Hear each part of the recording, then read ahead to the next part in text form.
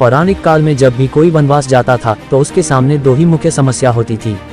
एक तो ये कि वो अपने रहने के लिए सुरक्षित स्थान की व्यवस्था कर ले और दूसरा ये कि वो रोजाना भरपेट भोजन की व्यवस्था कर ले।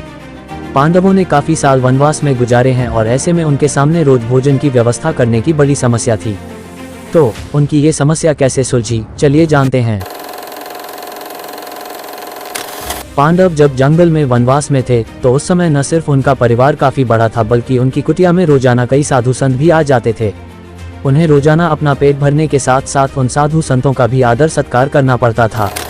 लेकिन वनवास में रहने के कारण उनके पास हमेशा अन्न की कमी की समस्या रहती थी। लेकिन पांडवों ने इस समस्या का समाधान बहुत ही जल्दी निकाल लिया। दरअसल जब मेहमानों के सामने भोजन की समस्या होने लगी तो द्रौपदी ने युधिष्ठिर से इस समस्या का निदान करने के लिए कहा। तब युधिष्ठिर को धौम्य नाम के पारिवारिक पुजारी ने एक तरकीब सुझाई। उन्होंने युधिष्ठिर को सूर्य देव से कुछ मांगने को कहा। युधिष्ठिर ने जल में खड़े होकर सूर्य देव की कठोर तपस्या की। जब उनकी तपस्या से प्रसन्न होकर सूर्य उपस्थित हुए तो युधिष्ठिर ने सकुचाते हुए उन्हें अपनी समस्या बताई। तब सूर्यदेव ने उन्हें वरदान स्वरूप एक अक्षय पात्र दिया और कहा कि जब तक आखिरी भोजन द्रौपदी नहीं कर लेती तब तक इस अक्षय पात्र का भोजन कभी समाप्त नहीं होगा। इस पात्र से उन्हें अन्न, फल, शाक आदि 4 प्रकार की भोजन सामग्रियां मिलती रहेंगी। कथाओं के अनुसार जब दुर्योधन को इस अक्षय पात्र के बारे में पता चला था तो उसे बहुत गुस्सा आया था। जब ये बात दुर्योधन को ज्ञात हुआ कि पांडवों के पास अक्षय पात्र है तो उसने पांडवों को दुर्वासा ऋषि द्वारा शापित करने का षड्यंत्र रचा। उसने अपने यहाँ पधारे हुए दुर्वासा ऋषि की खूब सेवा की।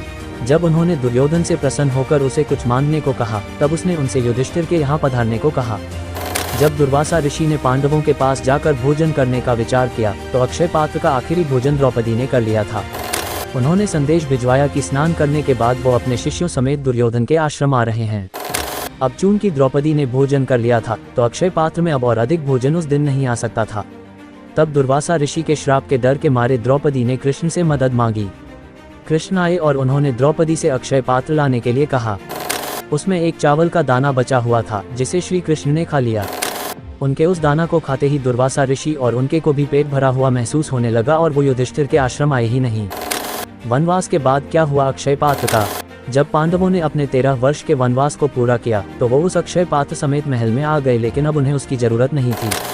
लेकिन वो पात्र एक देवता से मिला वरदान था, इसलिए उन्होंने उस पात्र को महल में सजाकर सुरक्षित रख दिया।